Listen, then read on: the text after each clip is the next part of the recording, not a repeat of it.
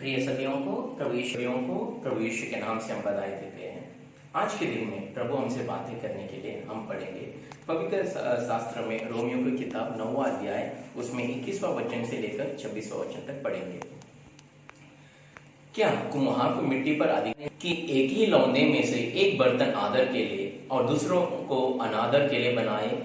तो इसमें कौन सी अचंभ की बात है कि परमेश्वर ने अपने क्रोध दिखाने और अपनी सामर्थ प्रकट करने की इच्छा से क्रोध के बर्तनों की जो विनाश के लिए तैयार गए थे बड़े धीरज से सही, और दया के बर्तनों पर जिन्हें उसने महिमा के लिए पहले से तैयार किया अपने महिमा के दंड को प्रकट करने की इच्छा की, अर्थात हम पर जिन्हें उसने न केवल यहूदियों में से वरन अन्य जातियों में से भी बुलाया, जैसा वह होशे के पुस्तक में भी कहता है कि जो मेरी प्रजा न थी उन्होंने मैं अपनी प्रजा कहूंगा और जो प्रिय न थी उसे प्रिय कहूंगा।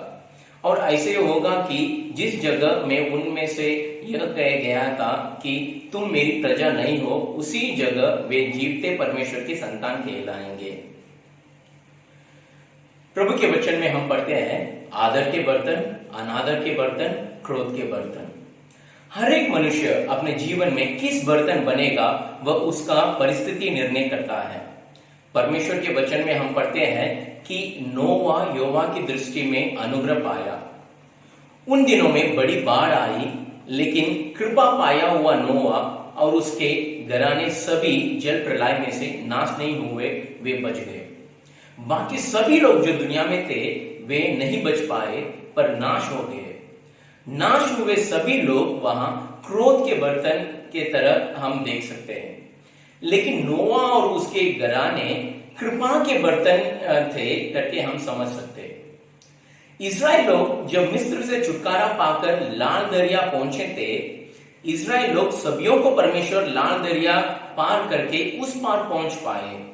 यह बात सिर्फ परमेश्वर की कृपा से हुआ, इसलिए सारे इजराइल लोग परमेश्वर की कृपा पाए हुए बर्तन है। उसी लाल दरिया में फिरौन और उसके सेना डूब मर गए, इसलिए फिरौन और उसके सेना परमेश्वर के क्रोध के बर्तन है करके हम पढ़ सकते हैं। इस बात से हमें यह आदर होता है कि कोई परमेश्वर की कृपा का बर्तन और कोई क्रोध का बर्तन होता है। अभी मनुष्य का स्थिति किस तरह है ध्यान करने के लिए पढ़ेंगे। इफिसियों की पत्री 2वां अध्याय उसमें 3वां वचन से 5वां वचन तक पढ़ेंगे। इफिसियों 2वां अध्याय 3 से 5। इनमें हम भी सब के सब पहले अपने शरीर की लालसाओं में दिन बिताते थे और शरीर और मन की मनसाएं पूरी करते और लोगों के समान स्वभाव ही से क्रोध की संतान थे। परंतु परमेश्वर ने जो दया का धनी है अपने उस बड़े प्रेम के कारण जिसमें उसने हमसे प्रेम किया, जब हम अपराधों के कारण मरे हुए थे तो हमें मसीह के साथ जिलाया, अनुग्रह ही से तुम्हारा उद्धार हुआ है।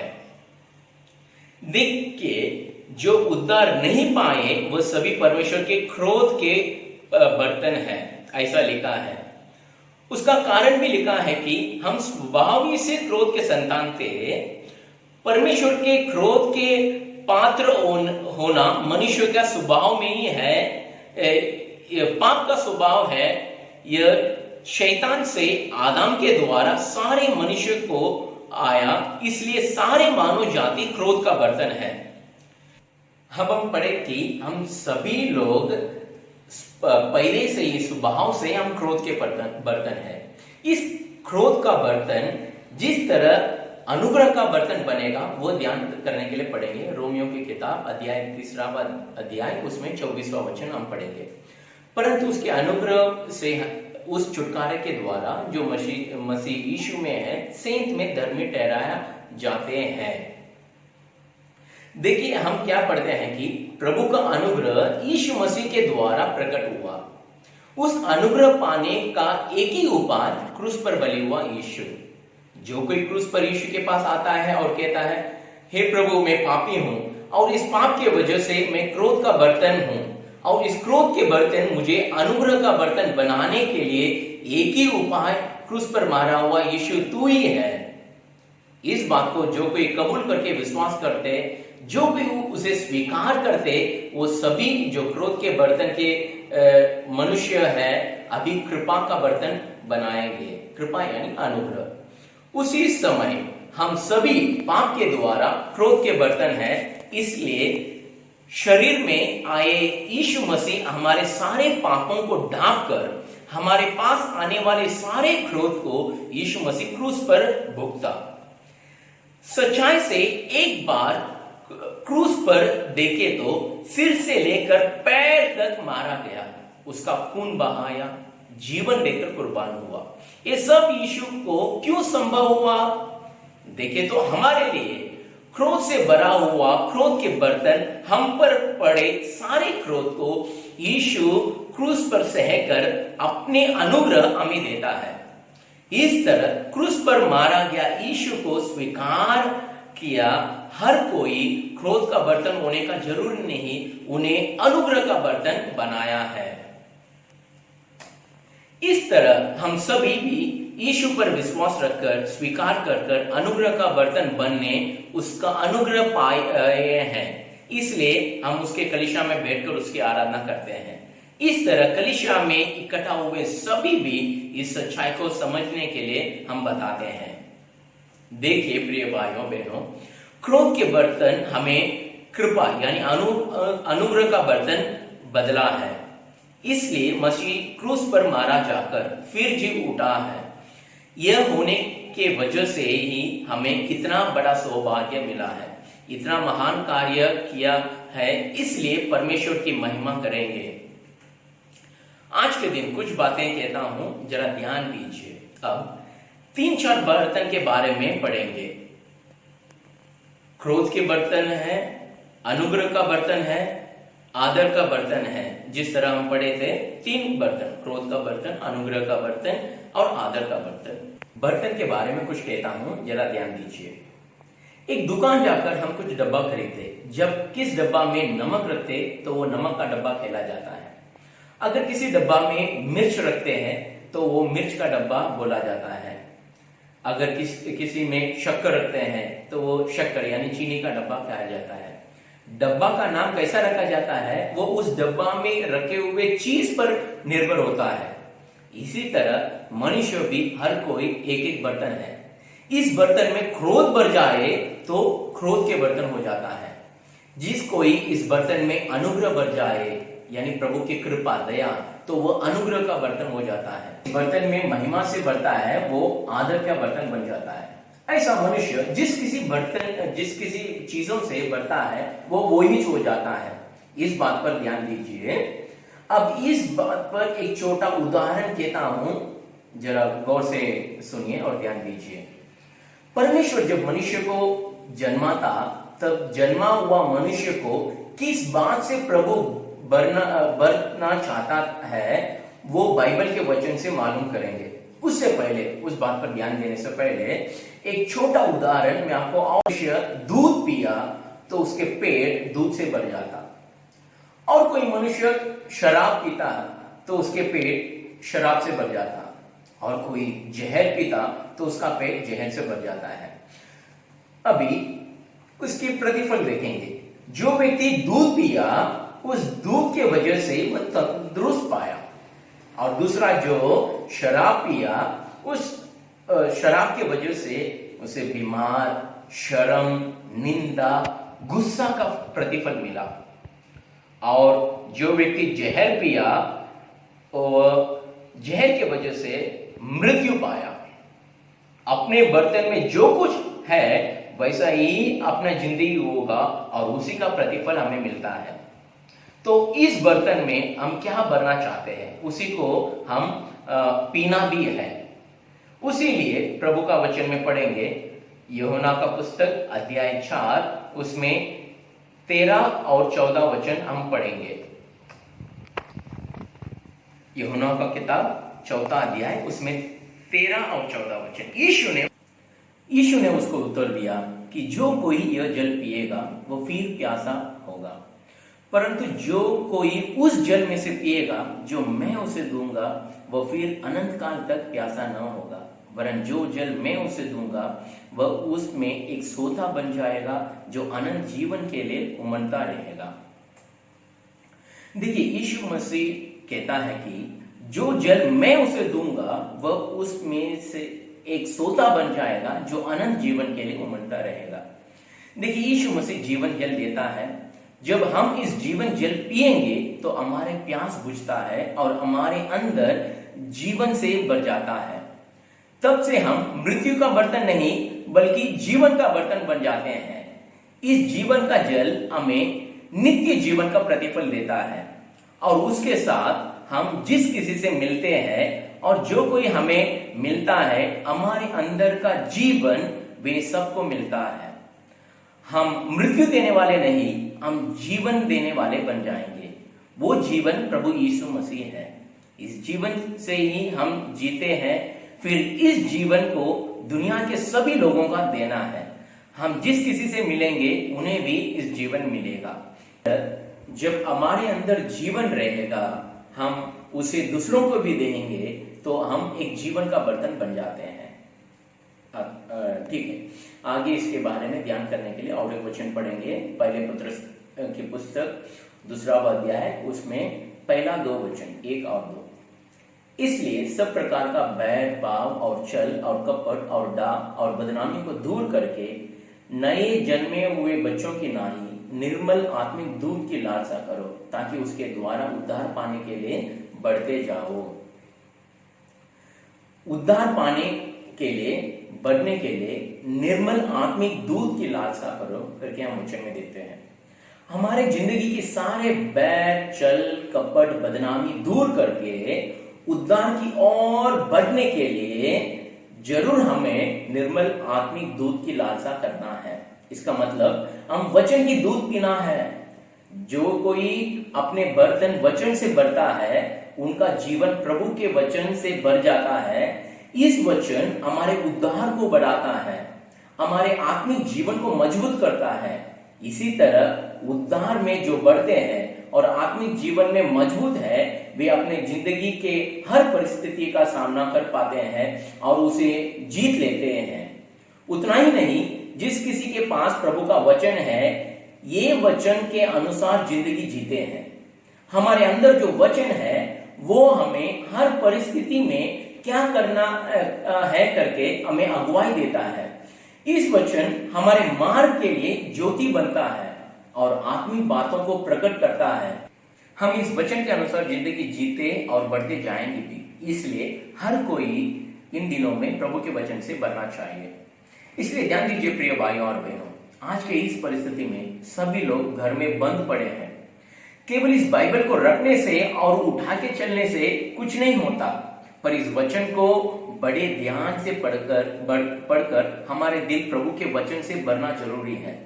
तब इस वचन आपके उद्धार में बढ़ाएगा और मजबूत बनाएगा।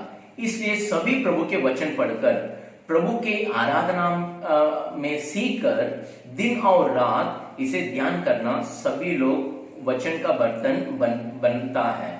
इस तरह वचन से भरे हुए बर्तन पहली शताब्दी में हमारे तरह उन्हें बाइबल नहीं था।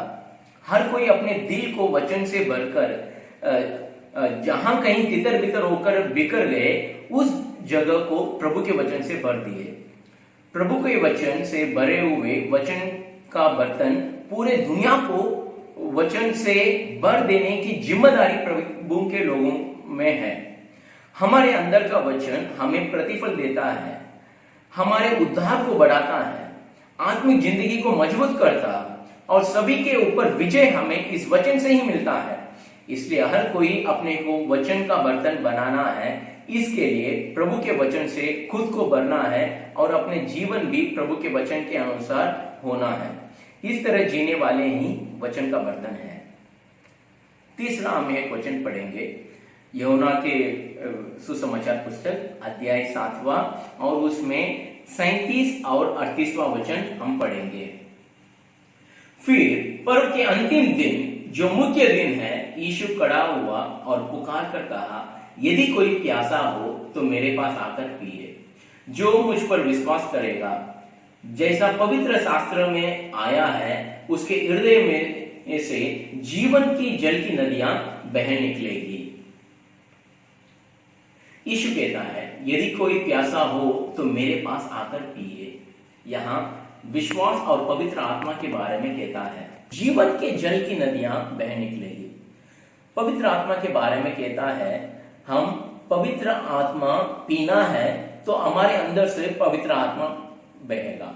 तो हमारे बर्तन पवित्र आत्मा से भरना है।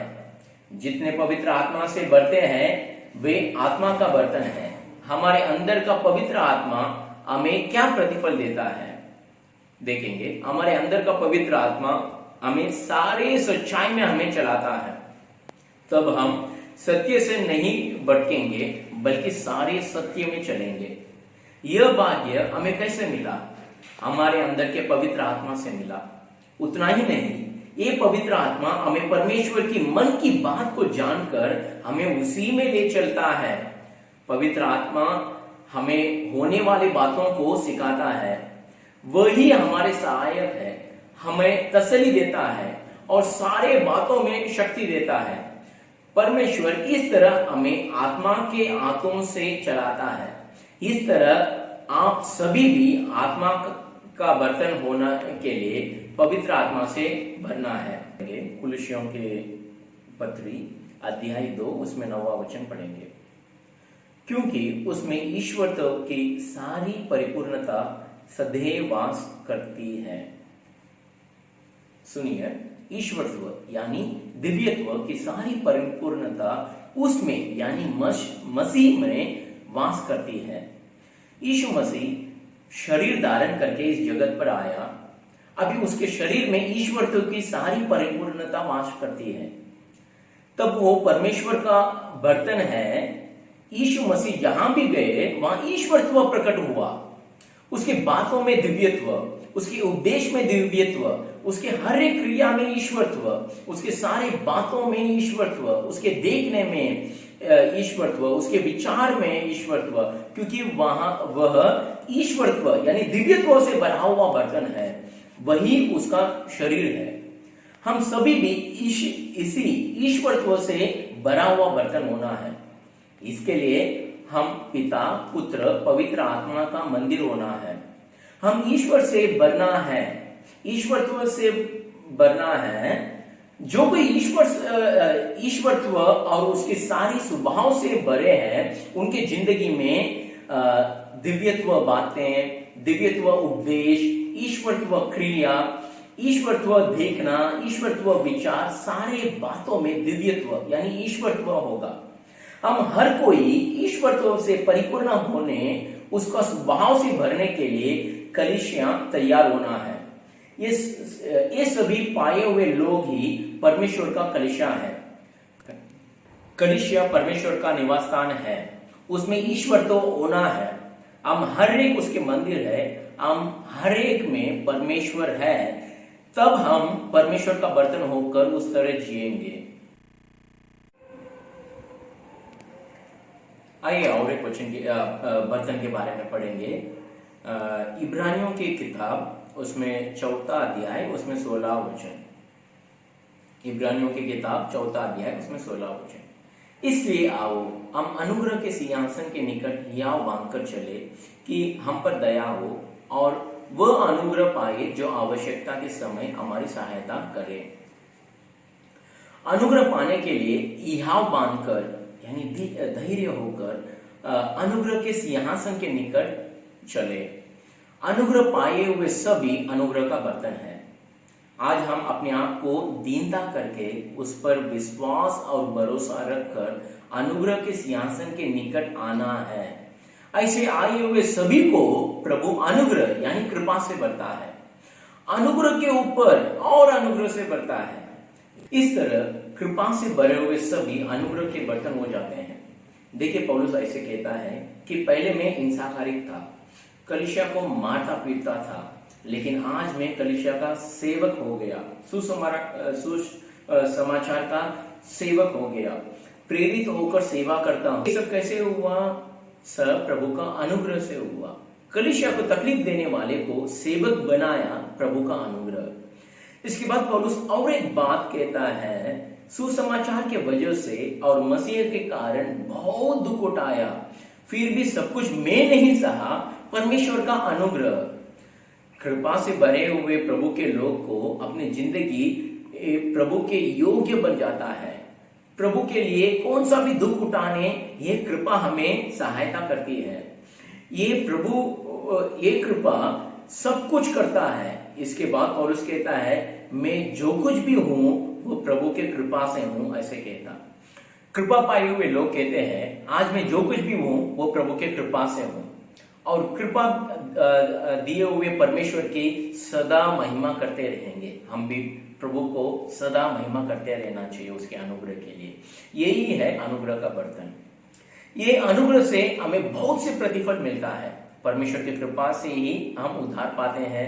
ये कृपा हमें मदद करता है। जैसे प्रभु का वचन कहता है, मेरा अनुग्रह तेरे लिए बहुत है।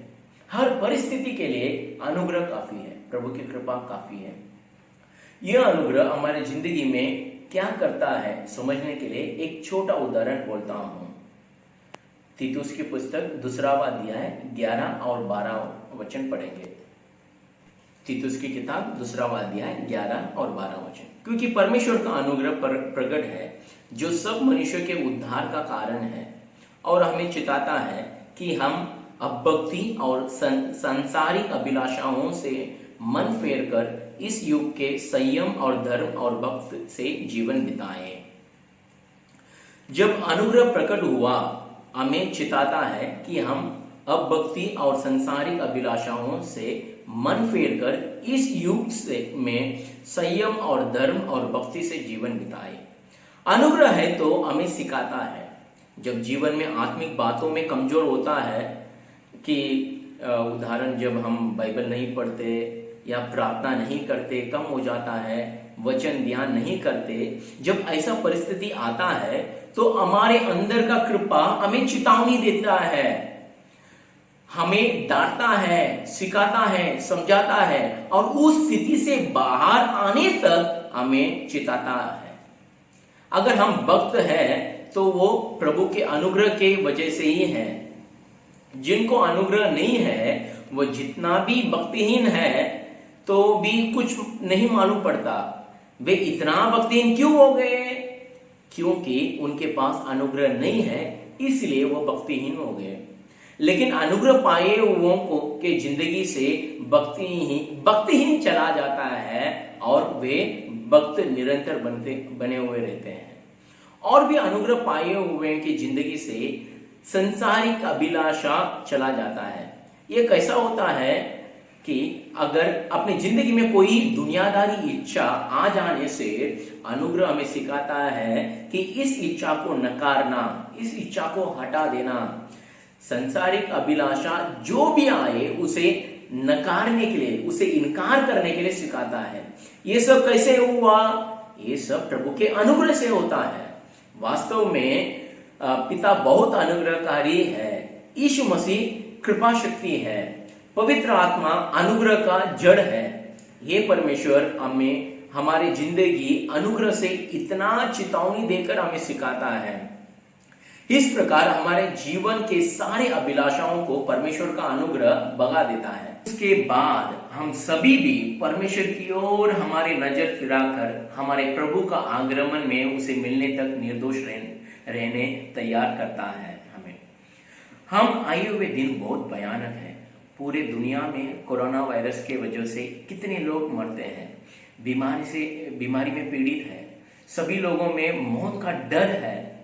सब जहां कहीं है उस घर में बंद पड़े हैं। इन परिस्थिति में क्षण भर में मनुष्य का जिंदगी बदल जाता है। क्या होगा करके सवाल में है। जो कुछ भी होवे, हम प्रभु के आगमन के दिनों में है करके कलीसिया ध्यान में रखे। इसलिए प्रभु की कृपा हमें सिखाता है, इस तरह भयंकर बातें होते समय, भयानक चीजें होते समय हमारे प्रभु द्वार पर है करके इस घटना हमें समझाता है। इसलिए अंतिम समय पर भयंकर बीमारियां, अकाल, भूकंप और तरह तरह के भयानक घटना संभव होगा।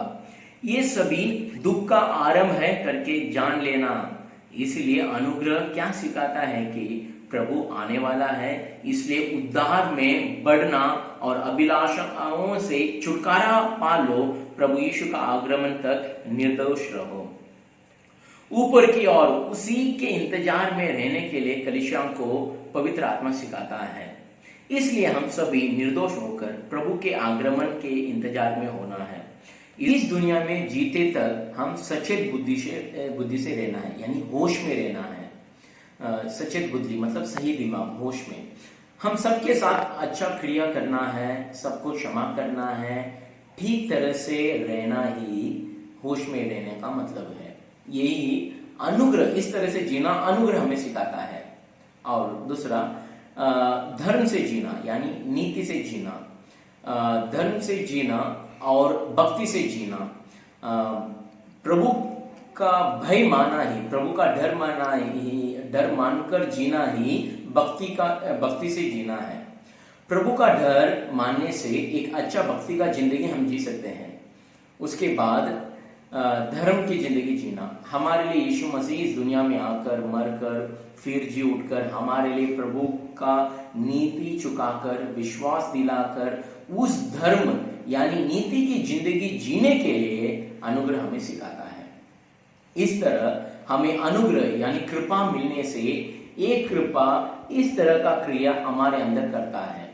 एक मनुष्य इस दुनिया में से स्वर्ग पहुंच गया, तो स्वर्ग के वाले लोगों ने उसे पूछा, तुम इस दुनिया से स्वर्ग में कैसे पहुंचे करके। उस पर उस व्यक्ति ने जवाब दिया, मैं इस दुनिया से स्वर्ग तक जो पहुंचा हूं यह मुझसे नहीं हुआ, यह कृपा से ही हुआ, अनुग्रह से ही हुआ, परमेश्वर का करके। हालेलुया। हम भी वही जवाब देंगे, हम जो कुछ भी है वो प्रभु के अनुग्रह से ही है। हम स्वर्ग जाएंगे तो वह हमारे से नहीं होगा, ये अनुग्रह ही हमें स्वर्ग तक चलाएगा। इन दिनों में हमारे जिंदगी में प्रभु की कृपा यानी अनुग्रह से भरना है। और एक बात पढ़ेंगे, दूसरे कुरिन्थियों की पुस्तक 3वां अध्याय, उसमें 17 और 18वां वचन। प्रभु तो आत्मा है और जहां कहीं प्रभु का आत्मा है वहां स्वतंत्रता है। परंतु जब हम सबके उगाड़े चेहरे से प्रभु का प्रताप इस प्रकार प्रकट होता है जिस प्रकार दर्पण में, तो प्रभु के द्वारा जो आत्मा है हम उसी तेजस्वी रूप में हंस हंस कर में के बदलते जाते हैं। प्रभु तो आत्मा है और जहां कहीं प्रभु का आत्मा है वहां स्वतंत्रता है। प्रभु का आत्मा हमें उसके तरह बदलता है। अनुग्रह का ऊपर अनुग्रह से भरना, महिमा के ऊपर और महिमा से भरना, महिमा से बढ़ते ही हम महिमा यानी आदर का बर्तन बनते हैं। परमेश्वर इस मिट्टी के बर्तन में उसके महिमा से बढ़ता है। महिमा के ऊपर, महिमा यानी तेजस्वी, अधिक महिमा से बढ़ता है। इस तरह हर रोज तेजस्वी से यानी महिमा से बढ़ते ही प्रभु के आत्मा के द्वारा हम यीशु के रूप में बदल जाएंगे। एक दिन जब मसीह महिमा पाएंगे हम उसके वारिस होंगे। वो दिन बहुत निकट है। प्रभु के आगमन में इस मट्टी शरीर महिमा का शरीर में बदलकर हम सभी महिमा पाकर युगानुयुग के लिए उसके साथ सदा रहेंगे। उसके लिए हम इस बर्तन को किससे भरना है कि जीवन जल से भरना है, उसके वचन से भरना है, पवित्र आत्मा से भरना है, ईश्वरत्व यानी दिव्यत्व से भरना है, अनुग्रह यानी कृपा से भरना है, तेजस्वी यानी उसकी महिमा से भरना है। ये 6 बातों जो हमारे अंदर अगर होगा, ये हर चीज अगर अपना क्रिया करने से हमारा जिंदगी, आत्मिक जिंदगी कितना श्रेष्ठ होगा। अभी ये सब प्रभु यीशु से मिलता है, इसलिए हमें प्रभु यीशु मसीह चाहिए। अगर देखिए, ध्यान दीजिए, हमें यीशु मसीह चाहिए। क्यों?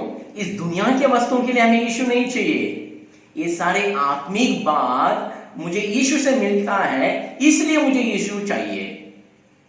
अभी हम प्रभु के पास, यीशु के पास इसके लिए आना चाहिए। ये सारी आत्मिक बात मुझे चाहिए, ये कहीं और नहीं, केवल यीशु से ही मिलेगा, इसलिए मुझे यीशु चाहिए। आपको समझाने के लिए एक उदाहरण कहता हूँ। देखिए, रेलवे स्टेशन पर अगर हम अपने बोतल में अगर पानी भरते हैं तो वे कुछ पैसा मांगते हैं, पानी खरीदना पड़ता है। हमारे बोतल देकर पानी के लिए एक दाम होता है, पानी का एक कुछ दाम होता है, वो दाम देने से, रुपया देने से हमें पानी मिलता है। अगर ये 6 बातों जो हमने देखे थे, परमेश्वर का जीवन, उसका वचन, पवित्र आत्मा, दिव्यत्व, अनुग्रह और प्रभु की महिमा, अगर हर एक बातों के लिए कुछ दाम देगा, कुछ रुपया बताएंगे, तो क्या हमारे पास उतना पैसा है उसे खरीदने के लिए? बोलिए, हमारे पास उतना पैसा है क्या हम वो सब खरीद सकते हैं? या हम बोलेंगे हाँ प्रभु मेरे पास भक्ति है, मेरे भक्ति के लिए दे। क्या हम उतना भक्ति करते हैं क्या? भक्ति की क्रिया हमारे अंदर है क्या? ये सब लेने के लिए हमारे पास न कोई पैसा है और न कोई भक्ति का क्रिया है। ये सब मिलना है तो हमें यीशु ही दे सकता है, इसलिए हमें दूसरा कोई उपाय नहीं, हम और कोई बातों से हमें ये सब मिलने वाला नहीं है, केवल यीशु है। इसलिए हमें जितना दीन कर सकते हैं उतना दीनता करना चाहिए और उतना ही हमें नम्र करना चाहिए। हम प्रभु से कहना है, ये यीशु मसीह मुझे कोई दूसरा उपाय नहीं है, ये सब तेरे से वजह से ही मुझे मिल सकता है।